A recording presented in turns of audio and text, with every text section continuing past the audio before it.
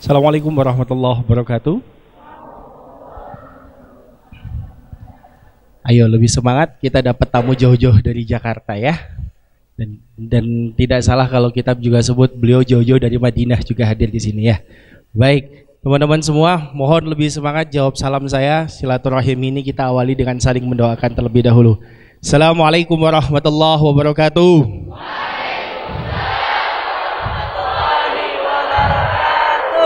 Alhamdulillahilladzi anzala sakinata fi qulubil mu'minin liyazdadu imanan ma'a imanihim. Asyhadu an la ilaha illallah wa asyhadu anna Muhammadan abduhu wa rasuluh. Allahumma salli wa sallim ala sayyidina Muhammad wa ala alihi wa sahbihi ajmain. Amma ba'd. Yang kami muliakan Syekh Ali Jabir yang sudah hadir di tempat ini, yang kami hormati segenap direktur, para manajer dan seluruh santri Khidmat Nurul Hayat serta santri dari kampus Entrepreneur Menghafal Al-Quran Yayasan Nurul Hayat Surabaya yang berkumpul di tempat ini. Tidak ada salahnya siang hari ini kita awali dengan bacaan Ummul Quran, membuka silaturahim kita siang hari ini. Mudah-mudahan Allah ridha, mudah-mudahan ada manfaat ilmu yang tersampaikan kepada kita, dan mudah-mudahan kehadiran beliau yang kita muliakan Syekh Ali Jabir di tempat ini menambah keberkahan pula untuk Yayasan Nurul Hayat. Ila hadhihi wa kulli niyatin shalihah bi syafaati Rasulillah Muhammadin sallallahu alaihi wasallam. Syai'ul lillahi laumul Fatihah. A'udzubillahi minasyaitonir. Amin amin Allahumma amin. Ahlan wa sahlan Syekh. Alhamdulillah, inilah saya boleh memperkenalkan sebentar teman-teman, sebagian teman-teman santri khidmat, kami sebut karyawan sebagai santri khidmat di tempat ini, yang hadir di tempat ini. Dan yang di depan, kalau Syekh Ali Jabir melihat adik-adik kami yang berseragam, inilah adik-adik kami para penghafal Al-Quran yang sedang berusaha untuk menghafal Al-Quran di tempat ini, sekaligus mereka sedang belajar melatih diri mereka, mempersiapkan diri mereka untuk kedepannya menjadi entrepreneur baru di Indonesia. Alhamdulillah, siang hari ini mereka juga hadir di tempat ini, ingin mendapatkan sebagian ilmu dari Syekh Ali Jabir juga ya. Kalau lihat wajah beliau pakai kopiah seperti ini jarang-jarang kita lihat ya. Biasanya kan dengan surban gitu ya. Nah, teman-teman juga belum pernah melihat, mungkin ada salah satu foto Syekh yang sering disebarkan juga di Facebook ketika Syekh Ali Jabir habis main futsal dengan Ustadz Arifin Ilham. Itu juga keren Syekh ya. Kita lihat ternyata beliau gagah berdiri sendiri di sana ya. Nah, teman-teman pasti senang semua ketemu di sini. Maka siang hari ini ayo, saya tidak akan panjang lebar lagi karena bukan saya yang ditunggu-tunggu. Kita dengarkan sama-sama tausiah, sekaligus beliau mungkin akan memperkenalkan diri secara langsung kepada kita semua. Pada Syekh Ali Jabir kami persilakan. Bismillahirrahmanirrahim. Assalamualaikum warahmatullahi wabarakatuh. Alhamdulillah wa asyhadu an la ilaha illallah wa asyhadu anna Muhammadan abduhu wa rasuluh. Allahumma salli wa sallim wa barik ala sayyidina Muhammad wa ala alihi wa sahbihi wa man tabi'ahum bi ihsanin ila yaumiddin. Subhanaka la ilma lana illa ma 'allamtana innaka antal alimul hakim. Alhamdulillah, syukurillah atas segala kemudahan yang diberikan oleh Allah SWT, dan salah satu kenikmatan sebagai umat Nabi Muhammad SAW adalah ummatul Quran. Dinamakan ummatul Quran berdasarkan dari ayat pertama Iqra, kita umat baca. Dinamakan kita umat baca. Dan yang paling tinggi diperhatikan dan dibacakan adalah kitabullah, Al-Quran. Yang lebih utama dalam mempelajari Al-Quran, harus kita rasakan ini kalamullah, bukan kalam manusia. Kalamullah bukan kalam manusia. Jadi saat kita membaca kitabullah atau mendengar kitabullah lewat kaset atau murattal, jangan lupa merasakan dan memperhatikan yang dibicarakan di dalam Al-Quran adalah yang dimaksud diri kita sendiri. Jadi kalau anda baca atau simak lewat murattal, ya ayyuhalladzina amanu, hei orang beriman, yang dimaksud kamu sendiri, diri sendiri. Ittaqullah berarti yang dimaksud berbicara di sini untuk saya sendiri, bertakwalah kepada Allah. Jadi harus kita tingkatkan perasaan kita saat simak maupun baca Al-Quran, Allah berbicara dengan kita sendiri. Oleh karena itu kata ulama, barang siapa yang ingin berbicara dengan Allah, jagalah salat, apalagi salat malam. Dan barang siapa yang ingin mendengar Allah berbicara, bacalah Al-Quran. Allah berbicara sama kita.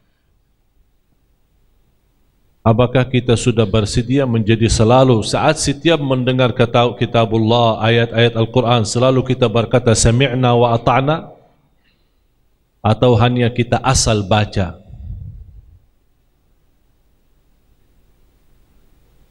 Saya heran terhadap seorang kalau berkata, Ustaz, buku antum bagus, membuat saya terharu.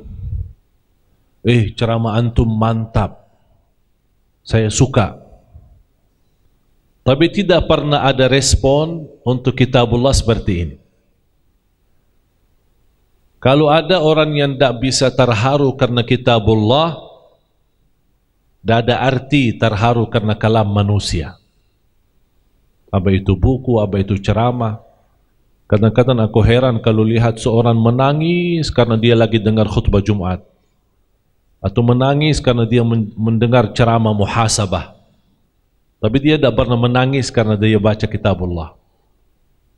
Berarti kita ada masalah dalam hati kita. Oleh karena itu kata Sayyidina Uthman bin Affan, kalau kita punya hati suci, tidak pernah puas bersama Al-Quran. Tidak pernah puas. Bagaimana caranya kita menjadikan Al-Quran sebagai sahabat kita?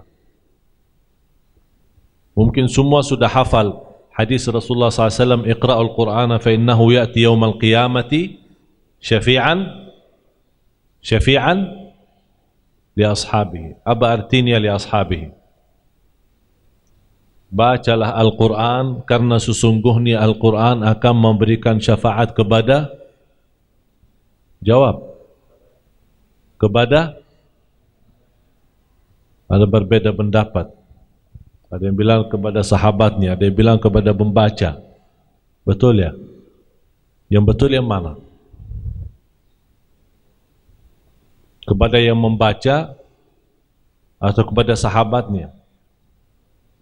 Kalau kita perhatiin dalam bahasa Arab, memang diawali hadis itu iqra'u, bacalah. Tapi kalau di akhir hadis disebutkan li ashabihi, tidak disebutkan yang membaca. Maksudnya apa? Yang menjadi sahabat sama Al-Quran, itu yang mendapatkan syafaat, bukan asal baca. Bagaimana bisa kita jadi sahabat Al-Quran? Orang itu tidak pernah bosan sama Al-Quran. Setiap waktu, setiap saat dia selalu baca Al-Quran. Bahkan dia bisa merasakan kenikmatan ketika dia baca Al-Quran. Seperti kita punya teman, kalau kita lagi galau, lagi kita capek, lagi sakit fikiran atau sakit hati sama orang, kadang-kadang kita ingin punya teman akrab yang kita percaya, kita curhat. Paham enggak curhat? Ya, terbuka, lagi beban dalam hati dan fikiran.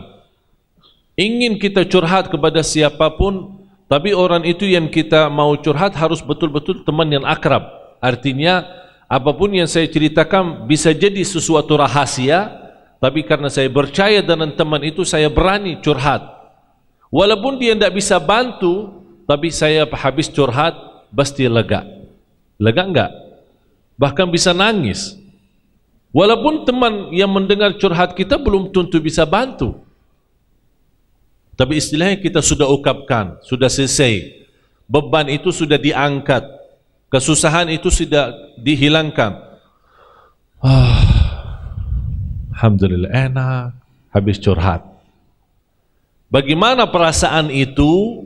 Tidak beda jauh saat kita membaca Al-Quran, bahkan sampai habis kita merasa, ya Allah, enak, enak. Beda sama orang yang membaca Quran.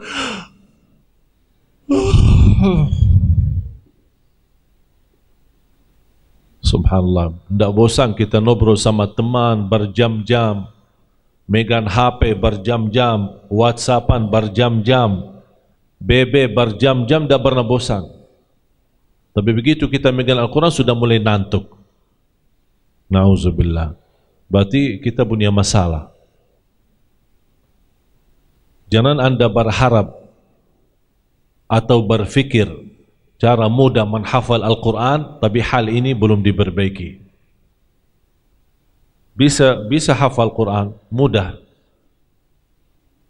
Saya bisa kasih beberapa cara hafal Al-Quran, tapi asal hafal, terus habis hafal masih seperti ini keadaan kita. Apakah umat sekarang Quran benhafal? Di Indonesia sendiri saya yakin benhafal Al-Quran banyak. Apa dia masih kecil, apa masih muda, apa lagi sudah usia, banyak yang menghafal Quran di Indonesia. Tapi yang paling buruk keadaan negeri Indonesia, yang paling kacau negerinya Indonesia, yang paling korupsi Indonesia, yang paling banyak bencana alam Indonesia. Mana berkahnya hafalan Al-Quran? Karena kita asal hafal. Bahkan ada orang hafal, bacaannya pun belum tentu benar. Banyak kacau bacaannya. Al-Fatihah salah, bacaan Bismillahirrahmanirrahim salah. Oleh karena itu diterkitkan yang paling utama dalam mempelajari Al-Quran adalah membaca dengan benar. Iqra bismi rabbikal ladzi khalaq. Bacalah. Tidak ada perintah menghafal. Coba buka Al-Quran, buka hadis-hadis Rasulullah, tidak ada satu ayat Quran maupun satu hadis memerintahkan untuk menghafal. Tidak ada. Karena menghafal itu bukan sesuatu yang utama. Yang lebih utama adalah baca dengan benar. Akhlakul Quran. Jangan asal hafal tapi tidak salat. Asal hafal tapi tidak bangun salat subuh. Asal hafal tapi durhaka sama orang tua. Tidak ada arti. Tapi kenapa diperintahkan bacalah? Karena sistem membaca Al-Quran dengan benar itu salah satu mudah menghafal. Otomatis akan hafal. Oleh karena itu ada perintah menghafal, tapi ada perintah baca. Ada perintah belajari Al-Quran. Khairukum man ta'allama Al-Qur'ana wa 'allama. Belajari Al-Quran. Saya kenal banyak kawan-kawan, teman-teman sudah bisa menghafal Al-Quran karena banyak membaca Al-Quran. Ini yang paling pertama. Banyak membaca Al-Quran. Coba kira-kira antum hitung berapa lama baca Al-Quran. Sekuat mana bertahan untuk membaca Al-Quran? Berapa jam? Kalau kita buka buku Ahlul Quran yang menceritakan perjuangan Ahlul Quran, ulama Ahlul Quran, mereka dalam satu hari bisa baca 10 juz. Pagi sampai malam. Malam hari salat malam dengan 10 juz itu. Berarti sudah dibacakan 10 juz siang, malam hari salat malam dengan 10 juz tadi. Berarti dalam satu hari 10 juz itu dibaca 2 kali. Yang pertama langsung baca Al-Quran, yang kedua salat malam. Tidak baca Quran. Bahkan ada saya baca di antara salah satu ulama ketika dia meninggal dunia dan istrinya menangis, dia langsung berkata sama istrinya, jangan kamu menangis, saya sudah menkhatam Al-Quran dalam rumah saya sendiri lebih dari 5.000 kali. 5.000 kali. Jangan menjadi seperti budaya Jawa. Banyakkan Jawa di sini.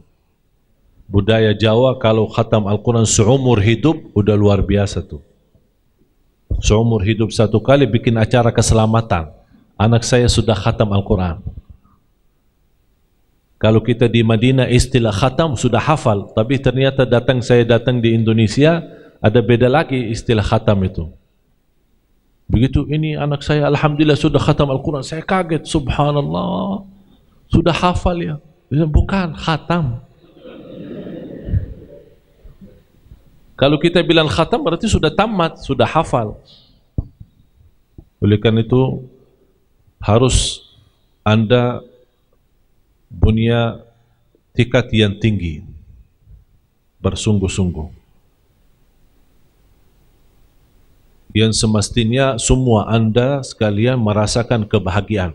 Karena antum di sini bisa datang di satu tempat membelajar Al-Quran, ini sebenarnya bukan sembarangan.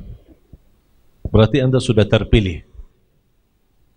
Bisa Anda, keluarga Anda, sahabat Anda, teman-teman Anda yang barangkali dia di sekolah negeri atau sekolah mana, tapi Anda milih datang di sini, bukan Anda yang milih, Allah yang tunjukkan. Jangan Anda merasa, oh saya mau di ini. Bukan Anda yang pilih. Kita tidak bisa pilih. Tapi Allah yang menggerakkan hati kita untuk memilih menjadi keluarga Allah. Siapa keluarga Allah? Ahlul Quran. Yang setiap hari baca, setiap hari menghafal, setiap hari ada tambahan, walaupun sedikit demi sedikit, tapi istiqamah. Terjamin syafaat, terjamin husnul khatimah, terjamin barakah, terjamin kemakmuran. Doanya terkabul. Tak ada yang lebih indah daripada Al-Quran. Tak ada yang lebih indah daripada Al-Quran. Seagung-agung zikir kitabullah. Al-Quran saat kita baca termasuk sebagai zikir. Inna nahnu nazzalna dzikra wa inna lahu lahafidhun. Kami turunkan az-zikir. Allah sebutkan Al-Quran sebagai zikir. Dan subhanallah kelebihan Al-Quran, dan tidak ada kitab seperti Al-Quran yang terhitung setiap satu huruf 10 kebaikan. Berarti setiap anda sekalian membaca kitabullah bertambah. Tak ada rugi. Bismillahirrahmanirrahim, 19 huruf kali 10, 190. Coba berapa lagi hitung, Al-Fatihah berapa, Al-Baqarah berapa sekian. Bukan setiap satu ayat, setiap satu huruf 10 kebaikan. Kalau sekarang saya umumkan, mulai hari ini sampai besok, barang siapa yang membaca akan dapat 10.000 berayat, 10.000 rupiah. Barang siapa yang baca mulai hari ini sampai besok, setiap ayat saya kasih 10.000 rupiah. Mau enggak? Hah? Yang benar jujur, jangan ini. Yang ada di hati, ungkapin aja. Bagaimana keadaan? Tak bakal berhenti baca. Biarpun jam tidur, ini sudah apa-apa, saya mau tambah ayat, karena setiap ayat 10.000 rupiah. Kita bisa percaya dengan janji manusia, tapi Allah tidak menawarkan dengan satu ayat, Allah tawarkan dengan satu huruf 10 kebaikan. Oleh karena itu, kalau anda ingin menghafal Al-Quran, target pertama harus rasakan ini kalamullah yang Allah bicara sama diri kita. Yang kedua, ikhlas. Saya ingin menghafal, mempelajari kitabullah agar saya terpilih menjadi hamba yang dekat sama Allah hari kiamat. Yang ketiga, untuk menghafal Al-Quran harus banyak baca. Yang keempat, harus target, ada target. Jangan asal baca, mau hafal apa? Mau hafal 5 ayat suratul Baqarah, udah targetkan suratul Baqarah. Kalau walaupun sudah hafal dalam waktu yang cepat, tidak boleh tambah hafalan lagi sambil memantapkan 5 ayat itu. Banyak orang yang sudah menghafal, dia merasa dalam waktu cepat bisa hafal. Terus tambah lagi bisa hafal, tambah lagi bisa hafal, lama-lama hilang. Tidak boleh seperti, harus ada target. Antum semua mulai hari ini ada target. Saya hari ini mau hafal 1 halaman. Tahu enggak Musa? Pernah lihat TV ya? Musa itu, dia punya target, tak boleh dilewatin. Tak boleh dilewatin dan tidak boleh kurang. Walaupun kemampuannya lebih, dia mampu, tapi sudah ditargetkan seperti itu. Setiap hari hafal 5 halaman. Musa itu. Belum 6 tahun sudah 30 juz. Hafal, bukan khatam. Bahasa Jawa khatam ya. Hafal. Sudah dites, bahkan sudah diundang kerajaan di Masana, di Makkah Madinah untuk masuk kepada musabaqah internasional. Tapi ada target. Ini kembali kepada kemampuan masing-masing. Ada yang mampu 1 halaman, ada yang mampu 2 halaman, ada yang mampu berayat. Oh, saya bisa cuma 5 ayat, dah bisa berhalaman, dah apa-apa. Tapi yang penting itu targetnya. Berarti anda seperti nazar, tak boleh lewat 1 hari belum hafal 5 ayat itu. Walaupun sudah hafal, di waktu cepat, masih ada waktu yang panjang, jangan tambah hafalan. Jangan anda merasa, ternyata cepat. Ya, tambah lagi, jangan. Kadang-kadang kita bisa tertipu. Terus kalau saya sudah hafal gimana? Ulang lagi, seperti mulai dari 0 belum hafal. Dan salah satu yang membantu anda menguatkan hafalan, yang sudah dihafal setiap hari, berapapun, dipakai di dalam salat sunnah qabliyah ba'diyah. Sunnah qabliyah ba'diyah. Jangan qulhu mulu. Rakaat pertama qulhu, rakaat kedua qulhu lagi. Sampai sudah terbiasa sunnah qabliyah ba'diyah kita. Jangan qulhu saja. Ayat yang sudah hafal, saya hafal 5 ayat Yasin, udah baca itu aja. Sedikit-sedikit istiqamah. Dan 2 waktu yang paling bagus untuk mempelajari kitabullah adalah sebelum subuh sama sesudah subuh. Sebelum subuh sama sesudah subuh. Itu paling bagus. Inna nasyi, Allah sudah jelaskan di dalam suratul Muzammil. Apalagi kalau hafalan itu sesudah salat malam. Salat malam tidak harus 8, tidak harus 10, tidak harus 20, walaupun 2 rakaat. 2 rakaat, tutup witir, udah salat malam. Jadi jangan anda, kadang-kadang kita salah hitung salat malam, banyak lagi, lama lagi, udahlah. Tidur lagi, malas. Tapi kalau salat malam 2 rakaat, tutup witir, istiqamah, udah cukup.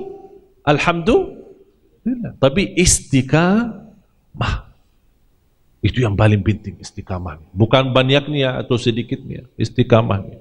Begitu selesai, sambil menunggu subuh, baca apa yang mau dihafal. Mau hafal apa? Sudah ada jadwalnya, sudah ada target. Dan semua masing-masing, kalau sudah mempunyai target menghafal, tolong dituliskan target itu. Jangan asal, udah saya mau hafal begini, disimpan di otak. Kalau nanti galau, pusing, hilang di otaknya. Tulis. Hari Sabtu saya hafal surah Yusuf dari ayat 1 sampai ayat 7. Udah jadi targetnya. Kalau bisa setiap tulis disimpan di tempat yang bisa dilihat. Artinya setiap mau keluar masuk kamarnya atau apa, terlihat tulisan itu untuk mengingatkan diri, ini target saya. Hari Sabtu hafal surah Yusuf ayat 1 sampai ayat 7. Alhamdulillah berhasil hafal satu ayat, cari teman setor satu ayat itu. Setornya gantian, seperti malaikat Jibril sama Nabi Muhammad. Malaikat Jibril baca, Nabi Muhammad simak. Habis selesai giliran Nabi Muhammad baca, malaikat Jibril simak. Harus ada teman. Tidak bisa sendiri. Harus punya teman. Dan harus memilih teman yang juga semangat. Jangan kita malas, teman kita malah lebih malas. Kalau Anda merasa lemah, masing-masing tahu diri kan? Anda tahu diri lemah, jangan cari teman yang lemah. Harus mencari teman yang Anda merasa dia lebih baik dari saya. Ya udah, saya gabung sama dia. Karena sama-sama lemah nanti jadi dua-duanya drop, tidak bisa. Harus ada teman yang bisa mendorong dan membantu. Yang terakhir adalah doa. Doa, jangan berhenti doa. Karena ini kalamullah. Kalau diturunkan kepada gunung, hancur gunungnya. Apalagi kita manusia. Oleh karena itu kita minta doa sama Allah, ya Allah bukakanlah hati saya ini. Ya Allah berikan petunjuk agar saya bisa menjadi ahlul Quran. Agar saya dapat syafaat Al-Quran. Dan nikmati saat membaca kitabullah, nikmati karena akan datang satu waktu akan terangkat semua tulisan Al-Quran. Begitu kita buka Al-Quran, halaman putih, tidak ada ayat. Allah angkat ayatnya semua. Oleh karena itu nikmatilah Al-Quran sebelum nanti diangkat tulisannya.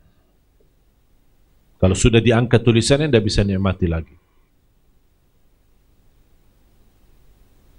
Biar kalau kita berupaya menikmati Al-Quran, itulah yang membantu untuk memperbaiki dan menyuci hati kita. Mudah-mudahan insyaAllah dengan doa kita termasuk sedekah. Selain doa, yang membantu adalah mudah hafal dan mudah mempelajari Quran, sedekah. Khususnya sedekah subuh. Khususnya sedekah subuh. Apa itu sedekah subuh? Apa manfaatnya sedekah subuh? Yang saya bisa namakan tabungan subuh. InsyaAllah nanti jadi tema saya besok. Biar datang ya. Harus datang kalau mau tahu, penasaran. Ya. Mudah-mudahan apa yang saya sampaikan insyaAllah bermanfaat. Kalau untuk saya membicarakan soal Al-Quran dan kehidupan Al-Quran memang panjang, ya, tidak cukup dalam pertemuan ini. Tapi mudah-mudahan insyaAllah Allah izinkan bisa bertemu lagi dalam keadaan sehat walafiat. Dan insyaAllah saya akan berikan metode-metode yang insyaAllah akan bantu. Saya sebenarnya ada banyak metode, tapi saya tidak berani terlalu fokus kepada metode karena saya tidak mau asal hafal. Saya tidak mau asal hafal. Kalau untuk metode saya ada banyak. Ada satu cara bisa ditargetkan, insyaAllah dalam 10 menit bisa hafal satu halaman. 10 menit saja. Bahkan ada satu sistem bisa menghafal sambil tidur. Kemudian sudah tidur, mimpi Al-Quran. Tapi saya tidak berani. Belum waktunya. Belum waktunya. Karena saya melihat banyak yang belum siap karena asal hafal.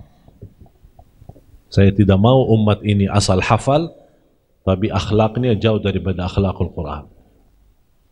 Oleh karena itu, apa yang saya sampaikan tadi insya Allah cukup bermanfaat kalau diamalkan, betul-betul banyak baca, banyak nikmati, hayati Al-Quran, sedikit ditargetkan walaupun sedikit, tapi istiqamah jauh lebih baik daripada banyak tapi terputus. Karena Allah SWT sebagaimana bersabda Rasul, Allah paling cinta amalan hamba sedikit-sedikit tapi istiqamah. Di samping itu doa kita, dan insya Allah sedekah yang saya akan khusus bahas besok, apa manfaat sedekah untuk hajat kita, di antaranya mudah hafal Al-Quran. Terima kasih atas perhatiannya, kurang lebihnya mohon maaf. Mudah-mudahan semua yang hadir di sini dijadikan oleh Allah SWT ahlul Quran, insyaallah ahlul Quran di dunia dan akhirat, ahlul Quran yang mendapatkan syafaat Al-Quran, ahlul Quran yang juga di hari kiamat akan memberikan syafaat kepada keluarganya. Ya Allah ya Arhamar Rahimin, kuatkanlah kami lahir dan batin agar kami senantiasa menjadi membaca Al-Quran, menghafal Al-Quran, menjadi ahlul Quran, berakhlak-akhlakul Quran sebagaimana akhlak Nabi Muhammad sallallahu alaihi wasallam, akhlaknya akhlakul Quran, dan jadikan pertemuan ini Allah bermanfaat dan ilmu yang kami pelajari berguna bagi kami ya Arhamar Rahimin, dan majlis ini menjadi syafaat dan saksi baik bagi kami di hadapan-Mu hari kiamat. Ya Dzal Jalali wal Ikram. Wa sallallahu ala sayyidina nabiyina Muhammad wa ala alihi wa sahbihi wa baraka wa sallam. Walhamdulillahi rabbil alamin. Akhirul kalam, subhanakallahumma bihamdika asyhadu an la ilaha illa anta astaghfiruka wa atubu ilaik. Assalamualaikum warahmatullahi wabarakatuh. Waalaikumsalam warahmatullahi wabarakatuh. Jazakallah khair, Syekh. Sebentar tapi masuknya ke hati ya. Kalau biasanya sakitnya di sini, kalau ini enaknya di sini ya. Baik, saya silahkan dulu mungkin istirahat sebentar di ruangan. Teman-teman besok hadir, masih ada harus hadir ya, kecuali yang sudah izin. Insya Allah besok beliau akan bicara tentang sedekah. Sedekah yang membuat kita menghafal Quran makin mudah. Terima kasih teman-teman, terima kasih Syekh Ali Jabir. Mudah-mudahan besok Allah kasih umur untuk kita bisa silaturahim lagi. Assalamualaikum warahmatullahi wabarakatuh.